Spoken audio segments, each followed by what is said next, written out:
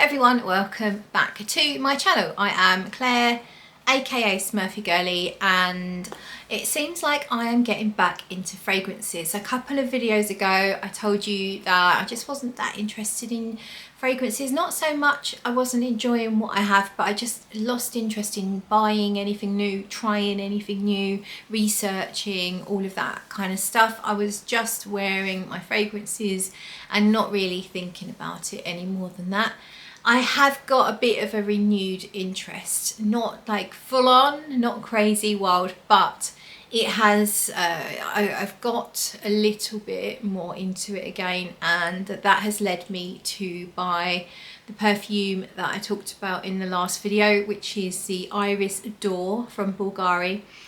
And while I was sort of looking into that Bulgari Splendida line, there was one that I kept seeing, and it's one that's not discontinued, it's still available on, certainly on some of the grey market websites, possibly everywhere. So it's not discontinued, and it's called Magnolia Sensuel. I think I've got the Fragrantica here. Yeah, Splendida Magnolia Sensuel.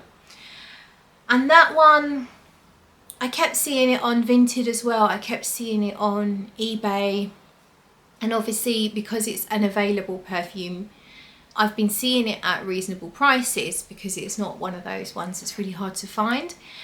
And I got curious. I'm not a big Magnolia fan. I really like most white florals, but I often find when a fragrance has Magnolia in the name, when Magnolia is the main note, I can find it a little clinical. There's something about Magnolia, it's maybe not as sweet as other white florals and can come off a little bit soapy, a little bit chaste, a little bit cool, a little bit aloof. And so Magnolia isn't a note that I typically hunt down in perfumes. I don't dislike it. I think it's a nice smell, but it probably just lacks enough sweetness to get my attention if it's sort of all about the Magnolia. And so I think that's probably why I was never that interested in exploring this particular perfume. However, I kept seeing it and I was just curious, and I read a lot of reviews. I read loads of reviews on Fragrantica, and I heard that it's musky, very musky, and got a little bit of sweetness. I think there's a vanilla note, and I thought, you know what, this might be something I really like. And I do think this range from Bulgari are really nice. I remember years ago when I worked in a perfume department in a department store, the Bulgari perfumes were some of my favourites that we offered from the whole line that we had of different perfume brands, etc. I really felt like the Bulgari ones were really good. The original Parfum, Bulgari Parfum, a beautiful rose, iris, powdery scent, and the Jasmine Noir, albeit maybe a little too jasmine for me, but still really, really nice. And so I got curious, and yes, the beast inside me is started to awaken, and I blind bought Magnolia Essentials, whatever it's called, Magnolia Sensuel. So I blind bought it on Vinted. It's here. I'm going to unbox it, we're going to sniff it.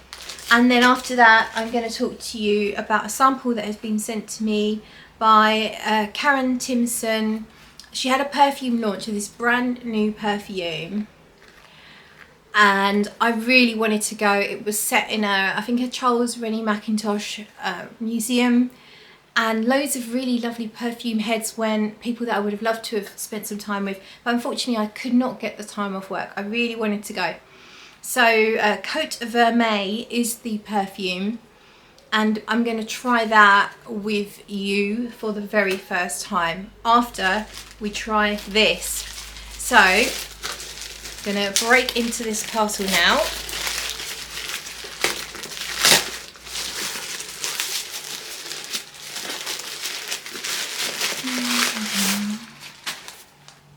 Right, we have freed up the box. I didn't bring a tool over. I don't have anything Just gonna use my fingers. So this is new in packaging from what I recall, and it's a 100ml bottle, and I got it for approximately £30 to £35. I felt like if I don't like it, I'll just resell it. Because I got it for such a good price, I don't mind to do that. So here we go. Let's pull it out of this. And this is in some kind of tracing paper thing, which is nice little touch. I hope this is genuine. There are so many fakes around, but I can't imagine people would bother faking this. It's not particularly hyped. Cellophane. I'm so suspicious because I have bought some fakes recently. So that's the cellophane at the top, and that's it down the side, and that's it on the bottom. I don't know. I might be a bit suspicious just because. Does the cellophane look okay? I'm not sure. It's quite a thick cellophane. That was a factor in a recent fake that I had. The cellophane was very thick. So I'm starting to wonder, is this real? Is this something that anyone would bother faking? I don't know. Cellophane off. Here's the box. It does have batch code on the bottom.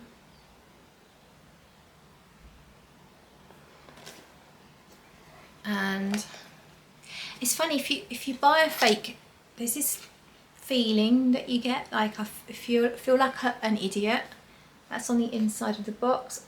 That to me is a good thing. I mean, would a faker bother to do that? I mean, apparently fakes are getting better and better and better. I don't think this is fake. I don't think it is. That's what that looks like. I'm doing all this actually for my own record, but also in case, if you're watching this, you have any information, spot anything odd, let me know. So, bottle is out. Inside the box, you can see the Bulgari sort of etched. You basically see the back of that in here. I don't know. I think it's okay, but it just looks a bit amateur in there. I wouldn't expect that of Bulgari. If anyone has, and this just looks. I'm really suspicious. Okay, that's the inside of the box. We're going to check the batch code, I think, first and foremost. Batch code looks like it matches, so I'm looking at the bottom here. 30N90L3. Batch code matches. I will be getting my other bottle and I will do a comparison. That's it. That side.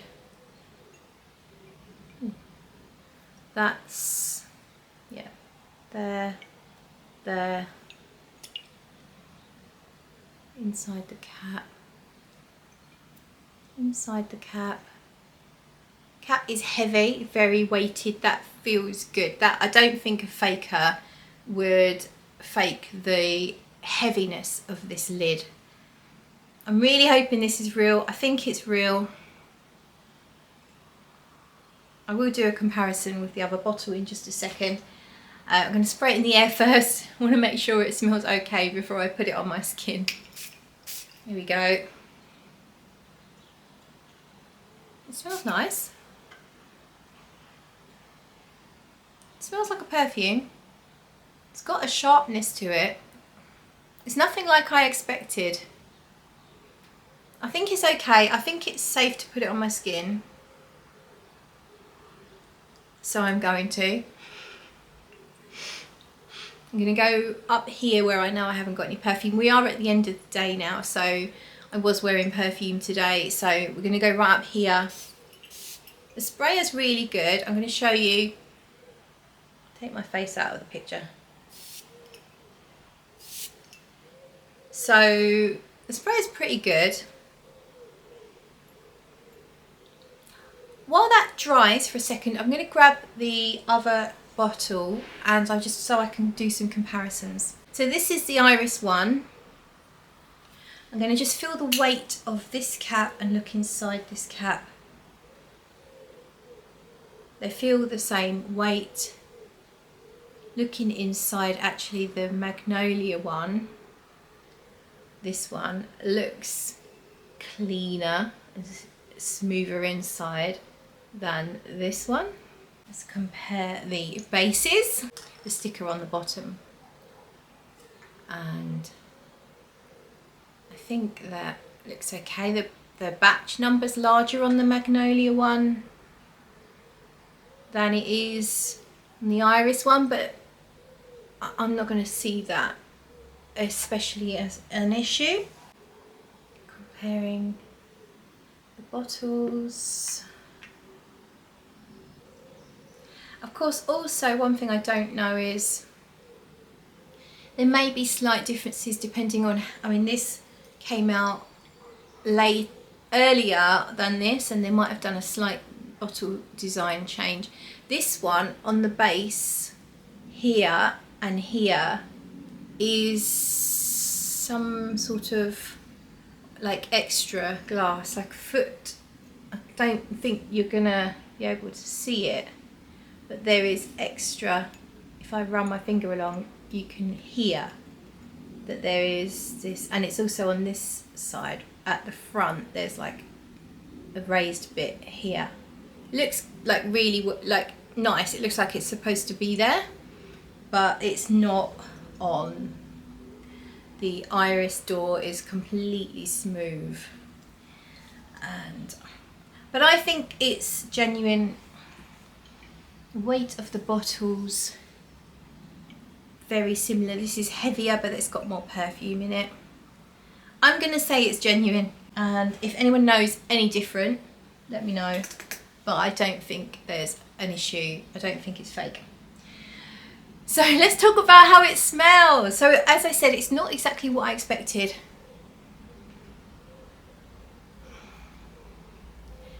It is that floral, it's that non-sweet floral that I'm talking about, that not exactly soapy, but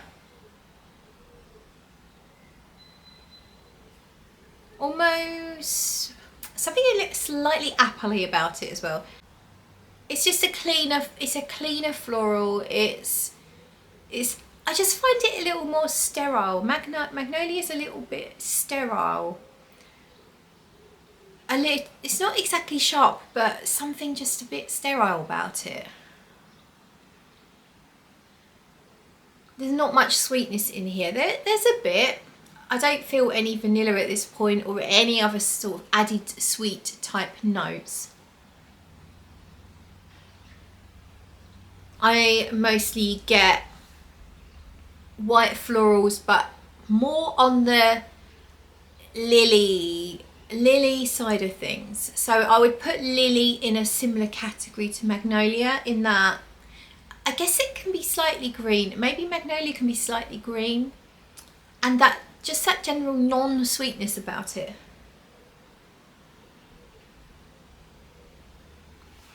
Yeah, to me it smells a bit like lilies. So I'm going to read the notes out and then I'll tell you what I get. So this came out in 2018. The perfume was Jacques Cavalier Bella Trude. We've got tangerine and orange blossom. I think this is why I went for it, is because I like orange blossom. But I don't pick up on it here at this point. We've got magnolia, jasmine, musk, Tahitian vanilla and patchouli.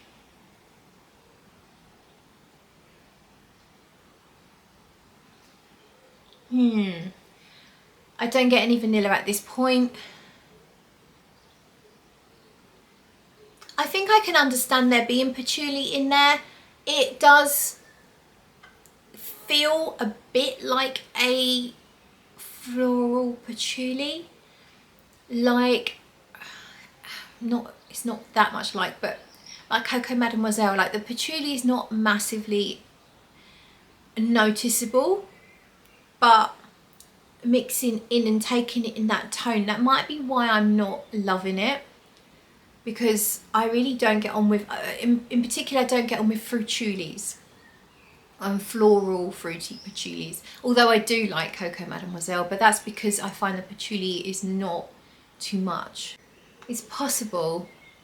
I'm feeling a citrus touch, but I'm not picking up on a specific citrus. I feel like I just get the bitterness of citrus, the fresh bitterness of citrus, without specifically smelling, what did we say, tangerine? Was it? Yeah, tangerine.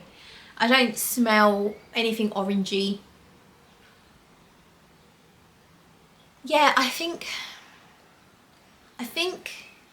this is not what I expected, and this is not something I can see myself choosing to wear. I will give it a full wearing because it's nice, and in a world of really shitty mediocre perfumes, this is a really decent perfume. It's just probably not quite my cup of tea, because it's a floral patchouli, a pictorial. That sounds like a procedure that you have in the hospital. I can understand there's musk. It's probably going to take a while for it to really come out. I think the thing here is your level of liking patchouli is going to come into whether or not you like this. And I would say also, if you need some sweetness in your perfume, you might not appreciate this. I think the patchouli is taking away from the sweetness that you might get from some of those florals. I just don't particularly find a jasmine in here. I don't find the orange blossom. I think the patchouli is probably just overtaking things at the moment, but it's not a really pronounced patchouli. I stand by what I said before.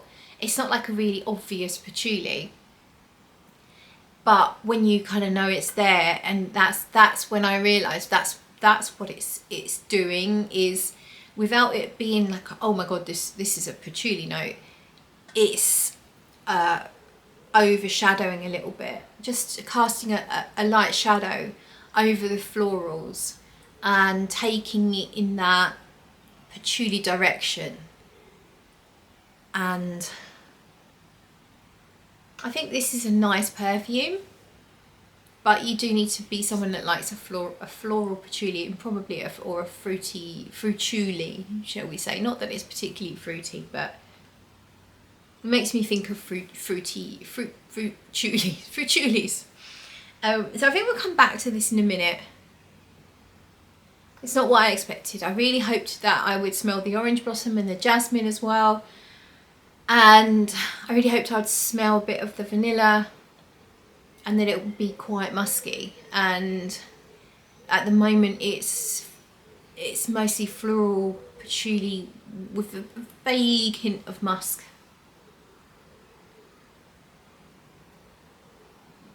It's kind of clean though. It's, even though it's a patchouli fragrance, it's not like dirty, really earthy patchouli. It's just that perfume, ladies' perfume patchouli, you know.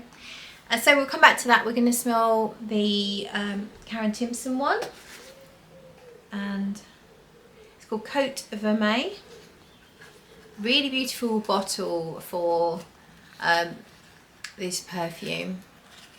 Karen Timson is a UK based perfumer, independent, and actually Karen Timson is the perfumer. It's the brand, I think, might be no, it is Karen Timson Fine Fragrance. Okay, so a cute little that says Karen Timson Fine Fragrance. That's Karen Timson Fine Fragrance, and this is Cote Vermeille, and we've got a nice, quite a decent sized sample there.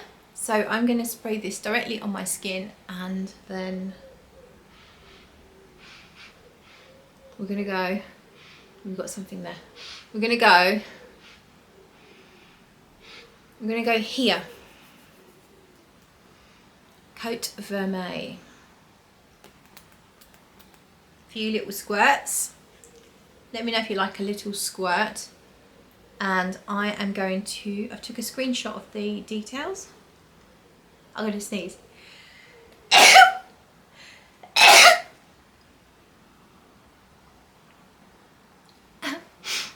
Okay, I'm going to read you the notes to start with. So, opens with bright Mediterranean bergamot, sweet orange and magnolia. We've got magnolia again. At its heart, a graceful bouquet of rose and jasmine, both reminiscent of the garden at 78 Derngate, intertwined with carnation, labdanum, patchouli and iris to evoke the romance of the early 20th century. Step into a world where perfume meets the elegance of Art Nouveau, inspired by the design and architecture of the legendary Charles Rennie Mackintosh. So that's why it was, the fragrance launch was held at this museum of Charles Rennie Mackintosh. So let's have a sniff. I have smelt it just generally in the air and I'm liking it, but let's have a sniff now. Wow, okay, definitely carnation. Did we say labdanum? If not, feeling some sticky resin. Wow, this is nothing like the Magnolia Sensuel. This is obviously an indie perfume. This would never be a designer perfume, I don't think. I guess it could be an old Guerlain based on that carnation. It's really peppery. Oh, and I'm sure I'm getting clove. Did we say clove?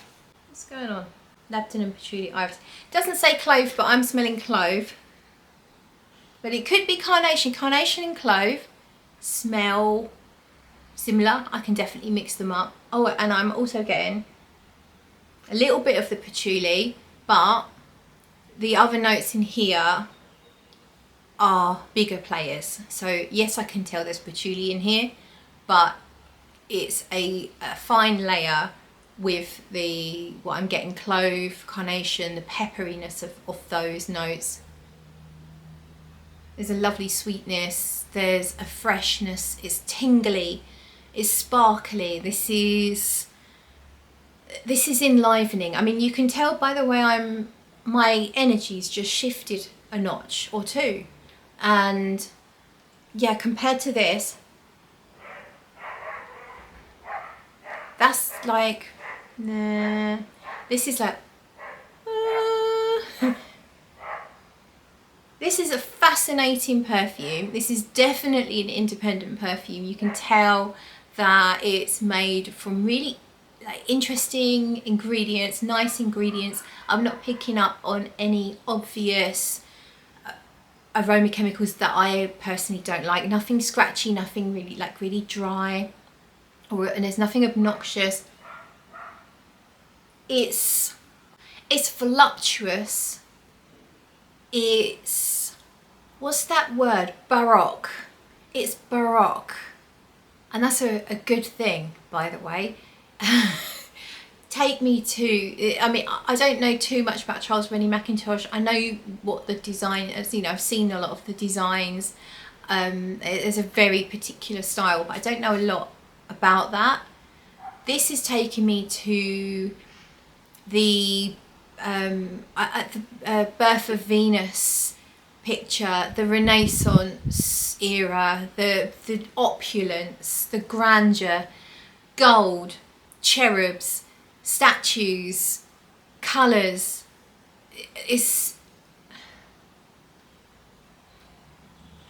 I can even smell statues as well. It sounds so bizarre, but you know the smell of concrete or something, like cold marble, maybe something like that. But a sweetness, no syrupy sweetness, no synthetic sweetness. Sweetness is probably coming from resins, the spices, maybe the florals, but I'm not particularly finding any floral that's jumping out at me. If I was to spray this and not know what was in it, I would say maybe there's florals in there, but I would never know what they were. I like this. It's different. First of all, it's different. If you took Guerlain, you know, the one that comes in the Art Deco, that's interesting actually. The Louis, L-U-I, comes in the little black Art Deco bottle. That is a really nice carnation, I think benzoin sort of resin fragrance. It kind of like doesn't do a lot, it just hums along, but it's really, really nice. If you took that and you said, I really like that, but I want a load of fireworks added to it, that is this. Like, it's the beauty of that, but just turned it into a massive party, a vibrant, colourful party. There's so much here, but it's not too wild and crazy. It's not like everything's shouting for attention, but it does feel like a really colourful party, a noisy, colourful party, but good vibes only. This is really good. And it's so, what's the word? Refreshing. It's so refreshing to be so excited about a new perfume release. Because in a sea of mediocrity, sometimes something just shines, and this is it. This is really, really nice. So I will absolutely be giving this a full wearing. I can't wait to give it a full wearing. You have got to like, I would say you've got to like clove, even though clove isn't a listed note. If there is clove, maybe there's clove, maybe there's not. Maybe it's just the carnation, but this is quite clovey. Now, some of you don't like clove because I know Peter from Fragrance View, it reminds him of toothache from, people used to put clove oil, I think, on when you have tooth pain. So if you have a bad association with clove, then I don't think you're going to like this. And I personally don't like it when clove is quite prominent in a fragrance. And I have no issue with clove. I like clove, but sometimes I just don't want it too strong. And I feel it's quite prominent, but there's so many other beautiful things mixing in. So whilst I would say this is clove dominant at this stage, while it's brand new on my skin, it is fairly clove dominant. There's so much else going on here that I don't have an issue with that at all. I know there's iris in here, but I'm not really finding it. I am getting little bits of powderiness. I'm getting all sorts of beautiful nuances. I do feel like it was this wild party, this really colourful fireworks situation. It feels like it's all starting to just calm down a little bit now. Like everything's just chilling a little bit now. Because you can't maintain that energy forever, can you? You have to, everything has to calm down a little bit and just meld together. So it's becoming a little more peaceful. This is really, really good. Definitely quite spicy. It's a massive thumbs up. Big, strong like. I really like this. I'm going to show you a picture of the bottle because the bottles are stunning. I'm so sad I couldn't go to the event, but I'm so grateful that I got to try this. And as I say, I'll be giving it a full wearing. I'll probably pop onto Instagram and maybe do a little review of this one because I've got this book that's got some beautiful pictures that would really work with the images I'm getting from this perfume. So I'm going to find an image that I feel fits the perfume, give it a wearing or two, and then I'll write a review on this because it's inspiring. It's inspired me, and I haven't been that bothered to do that much about perfume for a while. So for a perfume to have this effect on me it's pretty major. So yeah, I do highly recommend getting a sample of this if you can, checking it out. Sorry, itchy eye. I am really impressed. So we go back to the Bulgari, and it's just kind of dull in comparison. It's a bit bland. And I think it might just be it's just my taste. It is not a bad perfume. There's nothing jarring in there at all. I think it probably is just maybe that patchouli's turned up a little bit too much for me. I just can't, I don't even want to give this one a full wear-in. So yeah, probably just chuck it on eBay. It's kind of sad, but we all know blind buys are risky. This is just not what I expected from all the reviews, and I really did read a lot of reviews.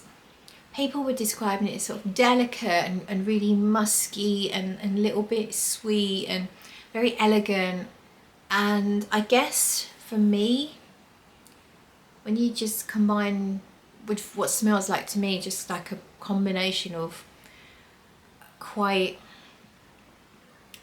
sterile white florals and patchouli, a little bit of musk, it just doesn't excite me at all. I think I would like it better if it was more jasmine-y, more gardenia-like, or I was going to say gardenia-y, but I don't think that's a word, but then I don't think jasmine-y is either. Or if it was ylang-ylang, that would work. But not with the patchouli. No, I think the problem here is the patchouli. And then the other problem is that these aren't my white florals. So yeah, that is a failed blind buy, but I'm very excited by the Karen Timson fragrance, Cote Vermeille. So that has really lifted my mood. Anyway, that is it for me. If you like the video, do give it a thumbs up. I will link Karen's website in the description below. And thanks again, Karen, for sending me a sample. You have like lit up my evening tonight. Bye.